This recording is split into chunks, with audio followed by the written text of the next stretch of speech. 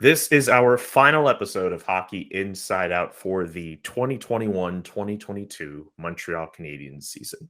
We'll look back at the year that was, but we'll also take a moment to look back at the funeral for Guy Lafleur that took place earlier this week.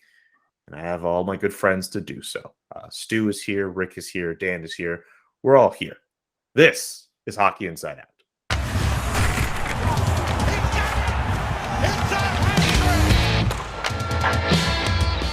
I'm Julian McKenzie for this final voyage of Hockey Inside Out for this season. I already mentioned off the top, Stu, Dan, and Rick are here. Before we look at the Montreal Canadiens season that was and other things with the postmortem and Carey Price, we do have to spend some time on the funeral for Guy Lafleur. We all know about the icon, the legend that he was. We spent our entire episode last week talking about him, which I thought was really great, really awesome to hear stories from Rick and Stu and Knuckles and Island, of course. But Guy Lafleur laid to rest earlier this week. I know all three of you were at the funeral. I'll start with you, Dan. I'd love to know what it was like. Well, I actually co-hosted TSN 690's coverage of the funeral, so I felt like I was there with Mitch Melnick, and there's nobody else I would rather have done that with. We also had a priest with us, Father Michael Leclerc, who was so helpful, and he kind of walked us through chronologically what we were seeing. And what I saw was lovely and just totally fitting. I liked how communion was offered to folks outside of the cathedral.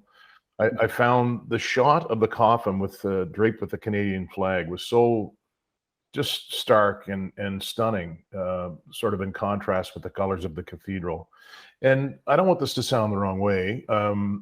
Sometimes in a funeral or even at weddings, when people give speeches, they can go on and on and on. I thought that everyone who gave a eulogy, it was succinct. I'm not bilingual. I can only pick parts and understand certain parts of some of the eulogies. But I just thought that they were all done in a timely fashion. And from the reaction of the people who attended, it was the right way and the right things to say. I'll also say this, and I don't mean to be too dramatic or over the top, but I always picture Guy Lafleur and Yvon Lambert and Yvon Carnway and Réjean Houle, all those guys from the mid-'70s, the great teams, Larry Robinson, as in their mid-20s to their mid-30s. So they're immortal that way. But then when you see them again, like they're normal human beings, it's just a reminder that, Father Time is unbeaten. And it was also really to see Steve Shutt and to see a lot of Lafleur's ex-teammates. And Rick, I got a look at Rick too from some of the coverage. It was really beautiful, but it's also just a reminder that time waits for nobody. Yeah, and Dan, it's obviously a tough time for everybody. When I went in for the visitation on Sunday and I saw the display, and it really touched a spot in my heart, because it wasn't that long ago that I was out for lunch with him, celebrating a little bit early on his 70th birthday, sitting beside him and having a sample of his gin that he wanted everybody to try. And he looked fine, and he was the Guy Lafleur that I remembered, from the first day I met him. And then, you see this unfold, and, I have to give such high marks again to the Montreal Canadiens organization as far as when they do things up, they do it up first class. And I think yesterday was an indication of just how they go about doing things the right way in really difficult times. But, Guy, he had the joie de vivre, as they say, and he did it to the max. He's a guy, obviously, looking at the number of people from all over the place that he had impacted in one way, shape, or form at the funeral. Quite impressive, and he's going to be sorely missed as a great person that brought a lot of happiness to a lot of people. And it was a sad day for everybody, and we're going to miss the guy. Yeah, it was an honor and a privilege for me to be one of the media members in the church for the funeral. It was a beautiful service, and it was outside the church before. It was a sad day, but it was also a celebration of Guy's life. And it was great seeing all his old teammates and hearing some of the stories. And they talked more about what a great teammate and what a great person he was than they did about what a great hockey player he was. And that's similar to Jean Beliveau, in that when he passed away, it was more about the talk about what he did off the ice and what he did on the ice. And, Michael Farber on TSN radio a couple of weeks ago after the death said, he had a great line. He said that Jean Beliveau was like your father and Guy Lafleur was like your cool older brother. And it was a great way to put it. And just, hearing some of the stories, Réjean Houle saying, Guy lived life 100 miles an hour, whether it was on the ice, in his car, or on Crescent Street.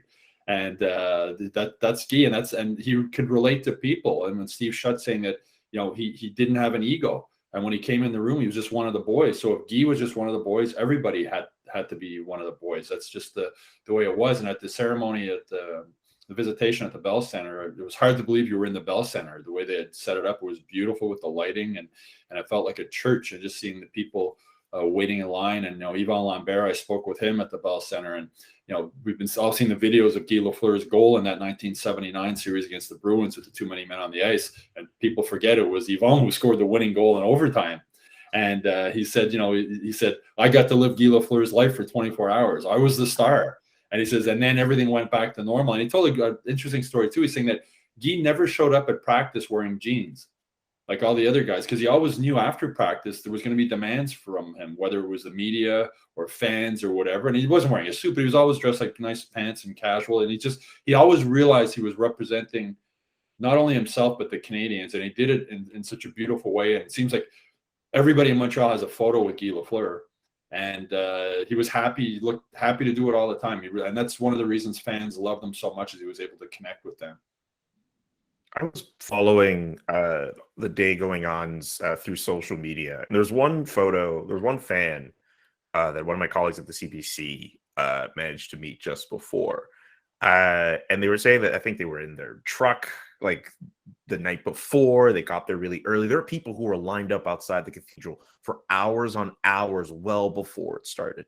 And that particular person, I believe they're the one that said that Guy is the last of the Canadiens legends. And it really, I don't know if it's too weird to think, but I can't think of anyone in this organization who would be commemorated in the same way that Guy was, with the visitation at the Bell Center and the cathedral after that. We don't necessarily have to start speculating over who should be that, but because of what Guy meant to this city, because of what Guy meant to this province, like, I can't think of anyone who would get a tribute like what Guy has been getting over the last few days. And he's fully deserving of it because of what he's done on the ice and because of what he's done off the ice. So it's really special to see him be remembered and celebrated the way that he's been over these last few days. Yeah, I wrote a column saying he's the last of the legends, and a lot of people on social media that, how can you say that? There's so many, there's Ken Dryden and there's all these other guys, and there are other legends with the Canadiens. Absolutely. But there's 4 statues outside the Bell Center, right? It's Howie Morenz, Rocket Richard, Jean Beliveau, and Guy Lafleur. I don't know if there'll ever be another statue. I don't know if there'll ever be another player who connects the way Guy did and Beliveau did and the Rocket did. Howie Morenz was before my time, obviously. I don't know the relationship back then, but I imagine it was similar. But, Yvan Cornway, 10 Stanley Cups, is a legend. But there's just, those are the 4 big guys in Canadiens. That's why the statues are outside. But, Larry Robinson's a legend. Guy, Yvan Cornway is a legend. There's other legends, but there's another level when it comes to Guy Lafleur. No, it's true. Like immortals. Yeah, and maybe if Patrick Waugh had played here his whole career, maybe that would have been it. But it's kind of an odd, social media, right? Somebody gets back at you for that, Stu. I mean, come on. But it's just leave it as it is. There's we'll remember him that way as somebody who, to me, I remember I met him 3 times, and every time I was actually nervous, and I never get nervous for anything. But right away, he started to laugh, and he made me laugh, and I thought, okay, he's a normal guy. But yeah, that's sort of what Stu said is the thought I had. There's legends, and then there's a level above, and he was certainly there and still is. And I think it's really important to understand that he had time for everybody. At any time, it was not a rush to say hi, bye. He would actually be there and make conversation with people in a true fashion, and give them all the time that they needed to exchange and that's why he was so well respected and liked, because he made time for everybody and gave them the time and effort to make sure that the relationship was real, and Guy Lafleur was real. Yeah, and Patrick Roy spoke in his eulogy, saying his first day in the Canadiens locker room, Guy Lafleur tapped him on the pads and said, "Welcome to the Canadiens, kid." And he said that meant the world to him, that he felt he was part of the team. And I spoke with Joe Sakic before the funeral. He came in for it, and he was Guy Lafleur's roommate for Guy Lafleur's 2 seasons with the Quebec Nordiques. And Joe Sakic was only a 20-year-old kid at the time. And he spoke about how just Guy Lafleur made everybody, that was a young team, and Guy Lafleur made everybody just feel comfortable. And he was like one of the boys. And Sakic said he learned so many valuable lessons from Guy during those 2 seasons that helped him go on to become a Hall of Fame player. And kudos to Joe Sakic. His team, general manager of the Avalanche, they had a big playoff game, and he took the time to come to Montreal and be at the funeral. So that was special. Absolutely. Dan, I'll let you have last word on that one, because I think you wanted to say something, and then we'll move on to the next question. Yeah, quickly, it's about Joe Sakic. He came on with us on air, and I asked him when Lafleur was at the end and when Joe was just getting started, could you see any remnants of the greatness of Guy? And he said, yeah. He said during practice, he would come down the right wing and just let loose with those slap shots, and it startled the goalies at first. They didn't know it was going to be coming at them that hard. He said he didn't hold back at all. So it's kind of neat to picture that in your head, Guy going down the right wing again late in his career and hammering slap shots at the Quebec goalies in warm-ups and in practice. Just really quickly, I have to, comment we'll on. Make all the time we can for Guy. Absolutely. On Lafleur, before each game, I used to hear him, scream out, "Shoot to kill, shoot to kill." And, he didn't kill guys, literally, but he sure made a lot of pucks go by a lot of goalies. So yeah, shoot to kill. He sure did. I mean, it goes without saying, but of course, Guy Lafleur sorely will be missed, and our condolences to his family. And again, just hearing the tributes and all the stories about him these last few days has been very special. A bit of a transition here, but sort of on the same path. We go from the talk around Guy Lafleur to the talk around Shea Weber. Stu, I don't know if you remember I'm sure you remember the last game the Canadiens play, where, of course, the game ends 10-2 for the Montreal Canadiens over the Florida Panthers, who seem to be in some trouble in their first round series, but that's neither here nor there. But Shea Weber actually showed up before that game as a bit of a surprise, to surprise equipment manager Pierre Gervais, who was working his final game with the Canadiens. And I don't know if you realized, but while there were people who were cheering Shea Weber there were actually some people who were booing him. A lot of people were not happy about the fact that Shea Weber just kind of made his way to the Canadiens sort of near the end of the year and not really around for the tribute game for Guy Lafleur earlier that week. Some people with some very big opinions on that. And even at that, as we went through the postmortem, we didn't get to talk to Shea Weber at all. We still seem to be a little bit in the dark with regards to Shea. I know it says to start with Rick here, but I still want to start with Stu here. What are your takeaways from Shea Weber coming back to Montreal the way that he did, and all these questions that seem to be around it? Well, you look at Guy Lafleur, and one of the reasons he was so popular was the way he connected with fans, and he took the time to connect with fans. And it's surprising that Shea Weber wouldn't have spoken once this season to connect with the fans, just fans, to let the fans know how he was doing and how he was feeling, and the Stanley Cup run last season, and just to connect with the fans just to I don't care if he doesn't speak to, as a media member, I don't really care if he speaks to us or not, but I think it was surprising he wouldn't reach out, at least connect with the fans in some way. I know Shea Weber doesn't like dealing with the media. He never has. The Jeff Gordon, Kent Hughes at the postmortem said, the plan for him to come in for Gervais was set earlier in the season to surprise Gervais with Weber, the last captain for Gervais, and Bob Gainey, the first. And Weber also had to come to town because there was a postseason physicals on Saturday, so that was mandatory. I know his original plans were to leave right after on the Saturday or the Sunday, and the Canadiens, I guess, convinced him to stick around for Guy Lafleur's funeral. But it was surprising he wasn't there for the first game of the season. And you mentioned that the reception he received for the last game was lukewarm at best, with some boos. If he had showed up for the first game of the season, they would have blown the roof off the Bell Center. Absolutely. The captain who had led them to the Stanley Cup final. So it's a bizarre situation all around. It doesn't look good on Shea Weber. But at least he was there, and he did stick around for the funeral.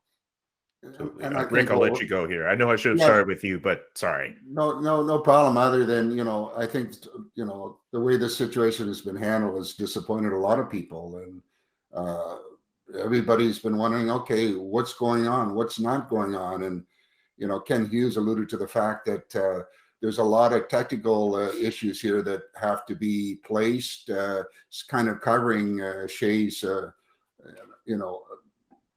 in being invisible for so long that there's a lot of questions that need to be answered before he can speak, which is fine. He's defending him, but I think overall people would like to have some idea. Okay, what generally is causing such a big problem for letting people know, moving forward, what's the status, what's going on, and they have legitimate questions that should have been answered, but obviously it's been kept under the QT, and it's disappointing to see where this is at, especially at this time of year. I'm sort of on the other side of everything, and I actually asked Kent Hughes that question about Weber. I wasn't criticizing about the situation at all. I just, because it was a news item, and I thought they probably wanted to talk about it and clarify. I always looked at it as he's retired. So in everything but in name, right? So, I mean, now that I think of it, had they given the captaincy to someone else this past year, then I guess it would have looked like he retired. It's a strange thing. And he's not certainly a guy who likes to speak, as Stu said. I didn't have a problem with it. Sometimes I wonder too, like he's not going to speak now. I know that. I know this whole situation has bothered him, but and there was a time where I thought too, it turned into, okay, Guy Lafleur has passed away, and then where's Shea Weber? And I didn't like that the two kind of got linked together. I didn't think. I agree with that. Yeah, I didn't think it should have been a focus. There was a time during the season where they talked about. They didn't really go out and say that they were trying to trade Weber, but certainly the implication was there. And I thought, well, nobody is crying about the Canadiens possibly trading their captain. It's just, to me, he was, I don't know if this is a Bergevin thing, but they still looked at him, I guess, as captain for a guy who's retired. So it is a weird situation. And it was, I figured, I wondered, would we hear a smattering of boos when he showed up for the Pierre Gervais tribute, and there was. But I also, I'm glad that Hughes said what he did, but sometimes too, I try not to, I don't know what his situation was. I don't know why he didn't come. Like even Ken Hughes said during the press conference, he said, well, I couldn't come, and there's nobody kind of talking about that. So maybe there's underlying reasons, but the whole thing took a turn, and I wish it never really became a focus for anybody. Yeah, with Hughes, I mean, he was in Germany at the under 18, so he explained why he wasn't there, and the same with Jeff Gorton. The thing with Weber is I don't think he never really connected with fans or the city here. And you got to remember, he never wanted to come to Montreal, right? I mean, his world was ripped out from under his feet when he was traded from Nashville, where he loved it, and it was not a big spotlight on him there. It fit perfectly for him, and I don't think he really understood like how big the captaincy of the Canadiens really is. It's not the same as being captain in Nashville. And as Dan mentioned, I mean, Marc Bergevin, why didn't he just name an interim captain to start the season? And Bergevin led us to believe in that preseason news conference that Weber would be around the team during the season. I remember asking him, "Was Weber still going to be around the team?" And he was like, "Yeah, he's going to be there from time to time." And I think the only times he was ever there was in Seattle earlier in the season, and then in Vancouver, and then once he had to come to Montreal for a doctor's appointment, but he was in and out really quick. And in hindsight, I don't understand why early in the season in Seattle, when he was on the road, as we mentioned, he doesn't like dealing with the media. There would have been maybe five Montreal reporters in Seattle on that trip. It would have been easy just to take 10 minutes and just, instead of the big media scrum in Montreal, it would have been 4 or 5 guys on the road, 10, 15 minutes, answer some questions, done and over with. And it would have avoided all this other stuff going on. So it wasn't handled well from Weber's standpoint, and from Marc Bergevin, why he didn't just name Brendan Gallagher, for example, interim captain this season. I agree with you, Stu. I don't know why you didn't find the 5 or 10 minutes what it would take to make a a statement and be done with it, rather than everybody, speculating or questioning and, hash and rehash his situation. And anyways, it's I guess it obviously will play out pretty soon as far as just what exactly the details of keeping this very quiet. I hope, but whatever, we have to move on. Well, as Ken Hughes said too, there's issues involved with the NHL and insurance. The NHL hasn't signed off on Shea Weber staying on long-term injured reserve for the last 4 years of this contract. He only earned $6 million over the last 4 years. So is it a case of, is he so banged up he can't play, or does he just not want to play because he's only going to make $6 million over the last 4 seasons? I think that played into why Kent Hughes wasn't able to trade him in his contract before the NHL trade deadline. Then there's insurance that comes into play also. So this is, along with the Carey Price contract situation, there's no guarantee as of now that Shea Weber is going to be on long-term injured reserve for another 4 years. I just think too, with all those details, maybe that's why he didn't want to talk. He didn't want to say the wrong thing and put himself in a bad situation. I don't know. I will say, and Rick knows, he can speak to this certainly better than any of us, but the guy was you ask any of the players, the guy was a great captain. Whether or not he connected with the fans, I suppose not. I don't know. Ideally, you'd like to have that in a perfect world, but I think it's pretty clear that he was a terrific captain. And I mean, we could see it at the end of last year when they lost in Game 5 to Tampa, how much they loved him, and they pretty much knew it was the end of the line there too. And fans loved him after the Stanley Cup final. I mean, he played his best hockey with the Canadiens during that final. And as I mentioned, in Seattle early in the season, if he had taken 10, 15 minutes, it would have been all positive. I mean, it would have been, how were you able to play so well on all those injuries? And if there was anything that came up about the contract situation that he couldn't answer, he could just say, I can't answer that question. But no, it is what it is, as the players like to say. Yeah, I don't think anybody questions the character and the type of guy he was on and off the ice.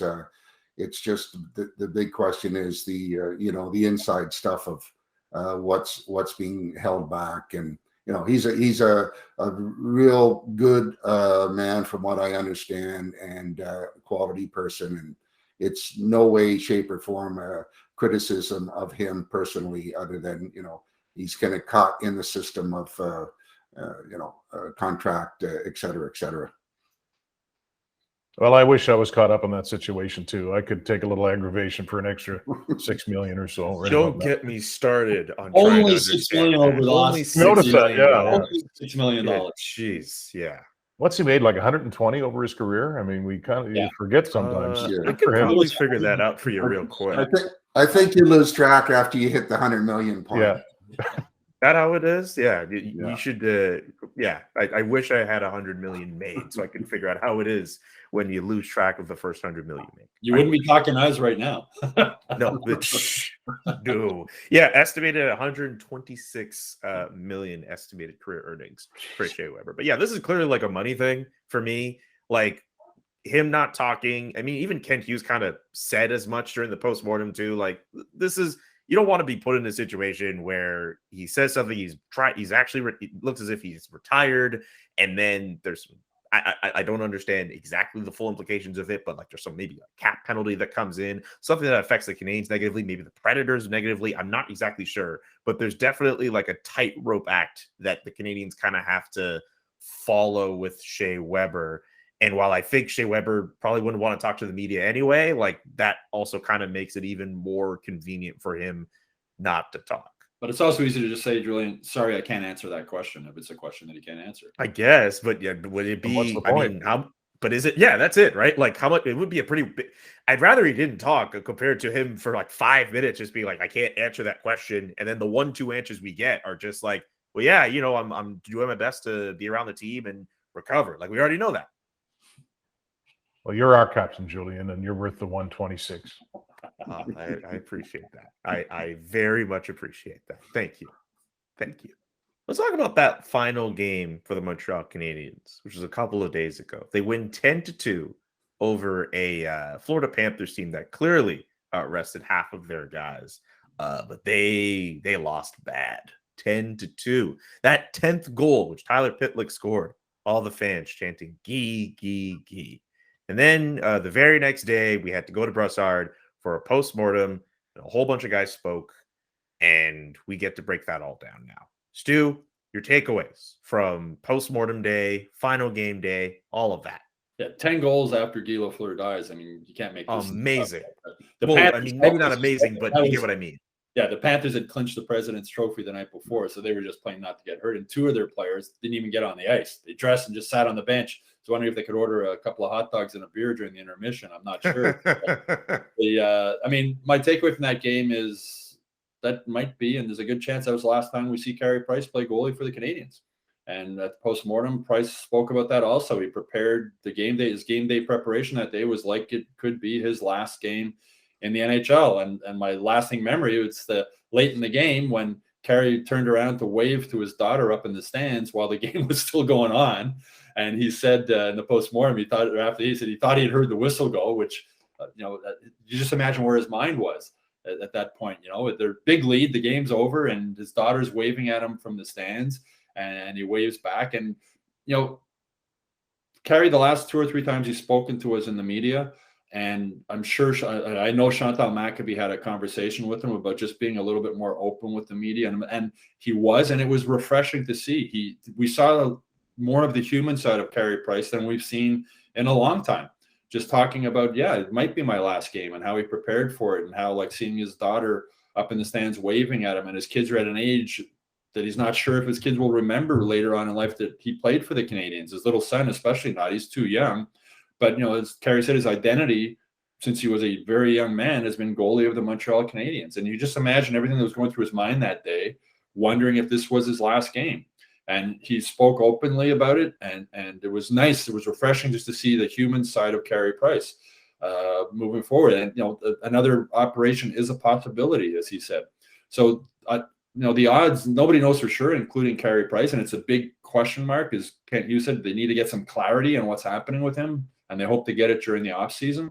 But yeah, I think I think the odds are we probably saw Carey Price play his last game for the Canadiens.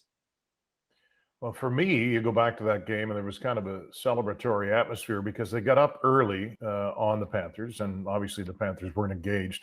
I wanted to see Jordan Harris score his first NHL goal. He did.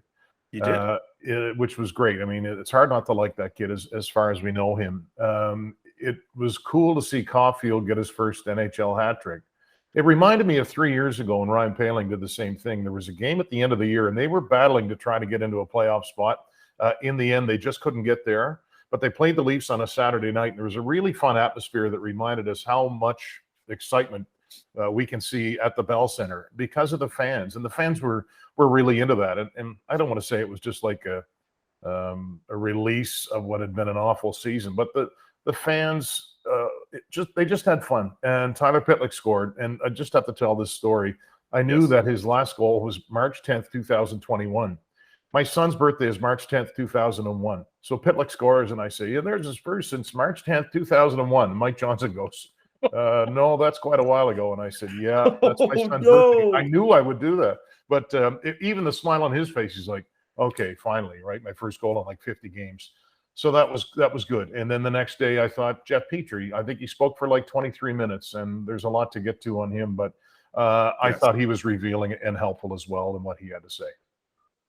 And I think it's a fitting tribute to Guy with the 10 goals in the last game, of the year. What are the chances of that? But the reality is, Stu, you touched on it. Florida were just out there kind of going through the motions, making sure that they didn't get bruised before playoffs, because obviously it meant nothing to them. On the Canadian side, it was a question of showing the fans, finishing with a little bit of an upbeat with some positive to go through the summer of a really obviously disappointing bad year. But it was it wasn't a true reflection of the Montreal Canadiens or the Florida Panthers. Just get the season over with for both and move on. Well, Dan, you mentioned Mike Johnson there. I just want to mention how wonderful it is to see you and him work TV games together. You guys are so good together. It's crazy. You guys are outstanding. The other takeaway from last game is just the Canadiens were the worst team in the NHL this season, and they left the ice to a standing ovation. Yes. Which is, it was like, that's sort of, for someone who remembers the glory days of the Canadiens and when they won the Stanley Cup almost every year, that was memorable. It just shows how much the fans love this team. Like they worship these guys and they love this team and they want them to do well.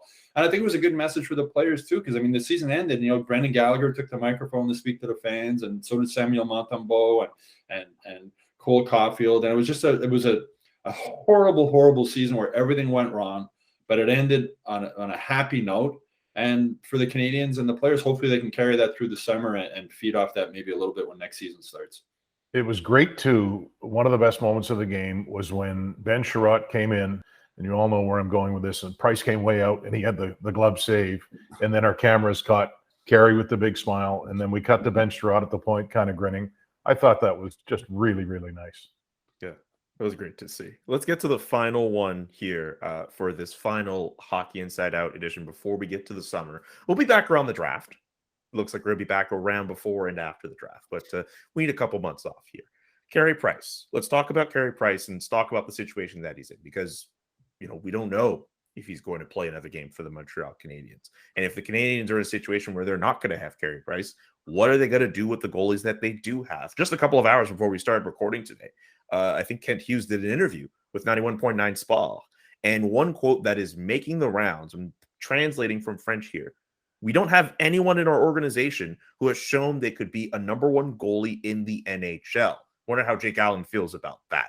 But maybe that's the only debatable goalie in this situation here, because Montembeault's not that guy. Caden Primo's not ready yet.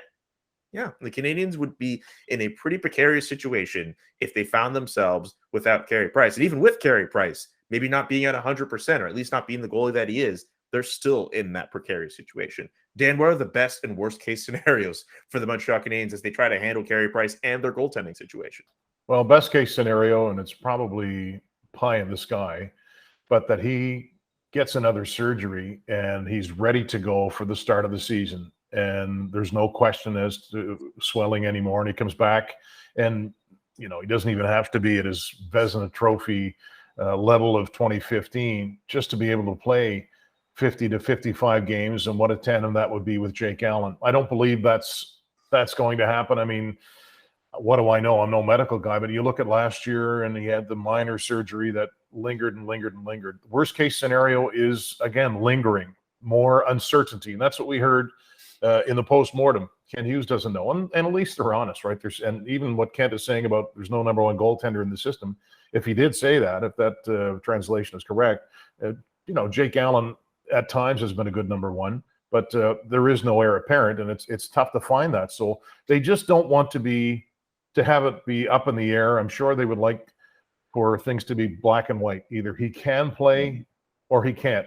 But the way Carey spoke, he's not interested in playing at 50% of the ability where he used to be. And I just get the sense that if he can't be the goaltender he was or anything close to it, then he'll probably just go on LTIR, or maybe we'll be talking about his situation like we've been talking about Shea Weber. But it's pretty murky right now.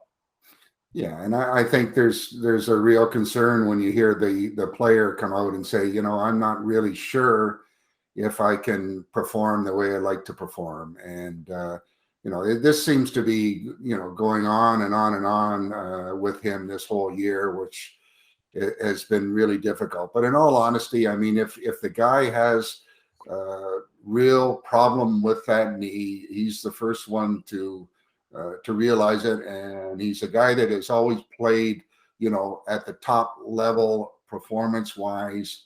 And if he's not capable of doing that, then he's going to have to take a second look at, okay, where do I go from here? Do I take another chance getting another surgery, or, down deep, do I really feel that I at 34 years old, 35 years old, am I going to be able to do the job? And, a lot of questions still remain, but I think the bottom line is we'll probably see him show up at training camp next year, and then get much better idea on what the future holds for him, short term and long term.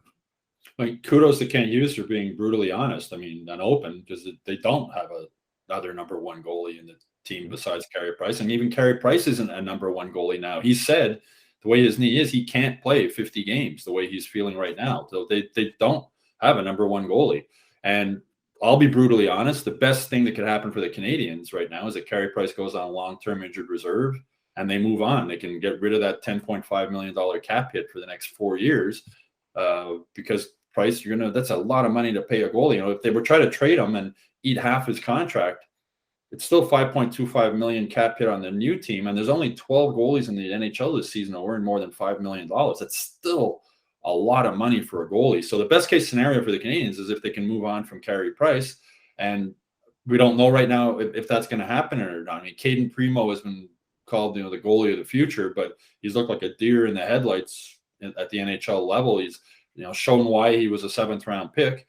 Jake Allen, the last season we saw when Price was out near the end and he had to play a lot, his game fell apart. This season he had 2 groin injuries. He's an older guy. He's a great backup. Jake Allen is an excellent backup goalie. That's what he was brought here to do, but he's not a number one goalie. Sam Montembeault probably isn't even a backup goalie in the NHL.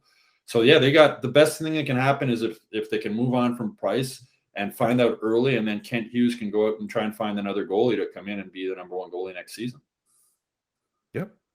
Wow. We're here. That's it. We've all the questions are done. All this episode's done. I'm kind of sad. I didn't expect it to.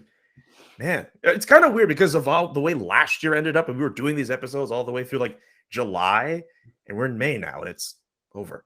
I'm kind of sad, actually. I was thinking the other day, when the playoffs were starting last year, the Habs were in the playoffs, no fans allowed in the Bell Center, and I was just thinking what it would be like if last year was this year, with the full house at the Bell Center and the warm weather coming, and imagine the Leafs Montreal, and the Canadiens. Montreal in the spring without the Canadiens in the playoffs just feels weird. No, that's what I always thought at the time. It was fun to see the Leafs and the Habs, but without the fans, just hopefully that's somewhere down the road and we'll get to experience it in all of its full color, but we'll see. Okay, last thing before I let you all go here. With all the former Canadians who are in the playoffs right now, I'm thinking Brett Kulak, I'm thinking Philip Deneau, Arturi Lehkonen, among some other names as well. Ben Sherrod also with Florida. Is there a team in particular you're hoping wins the Stanley Cup just to see a former Montreal Canadiens player win it? Anyone in particular that stands out? Phil Deneau for me, just because I've said on this show, I really liked Philip Deneau as a player and a person. One of my favorite athletes to deal with. I can go along with that too. He's a humble kid, and you can only imagine him taking that cup through the streets of Victoriaville. I'd like to see Arturi Lehkonen win it. I have a soft spot for him because he's just an animal out there. He never takes off a shift. But yeah, Deneau would be a pretty good choice for me. And for me in Florida, Ben Sherratt getting a chance to possibly win, and also another guy named Joe Thornton, who's that I always have a spot for those guys that have paid more than their dues over their career. And you look at Ray Bourque when it did in Colorado, and it'd be nice to see these kind of guys get rewarded with the cup as a finale of their career. Rick, I'm thinking defenseman, yeah. Yep. Stu and I were thinking the same thing. What can I say? Those they're the creme de la creme. Clearly. And he went with another first overall pick in Joe Thornton too. Yeah, that's also very true. Yes, that is true. I picked Colorado to win, so I guess I'm rooting for Arturi Lehkonen to win a Stanley Cup. He almost got the job done. He'll still be recognized as a hero for what he did on Saint Jean Baptiste last year for the Montreal Canadiens, and I think people will still remember him for that. That's going to do it for Hockey Inside Out, everybody. Stu, Rick, Dan, thank you very much for all of the times you've been on these episodes throughout the year. Dan, I know more fill-in role stuff for you, but we really appreciate when you're able to tap in. Jessica Rusnak, who has been on maternity leave for quite some time, usually a mainstay on the show. Thank you to her. Andrew Berkshire as well. Got a shout out to the dude. Jack Todd's been on a few of these as well. Thank you to him. Thank you to everyone who's been on the show. Knuckles Mallon, of course, was on last week. It's really great to have him on. That was a great surprise to see him back on Hockey Inside Out. So thank you to all the panelists who have been on shows this year. Thank you to 5 Pound Media for producing the content and making sure we all look good Aaron, Riley, Glenn, got to give y'all some love, got to give y'all some props. Dave Peters, I know he doesn't like being mentioned, but the sports editor for the Montreal Gazette, but he also makes sure that we know what we're talking about when we go into these episodes. And this show is nothing without you watching at home or wherever you watch this show, on YouTube, subscribing to the YouTube channel, being in the comment sections on Montreal Gazette articles, talking about the show or talk about what you see. Like it's this community for this show has been incredible and nothing short of amazing. And it is an honor to do this show. And it is an honor to have these episodes out for you guys, and you make it what it is today. So you guys all deserve some praise as well. We'll have bonus episodes after this one for the next few days. We will be back for the NHL draft a little later on in the summer. We'll probably have some free agency stuff as well, but we're going to be on a break for the next little while. So thank you all, everyone, for watching this episode. Thank you too, Julian, for being such a great host. Hey, look, look, you guys do all the work here. I just throw out the questions. That's all I need to do. I don't need that much thanks, but thank you, Stu. I really appreciate that. We'll be back for the NHL draft in July. We'll see you then.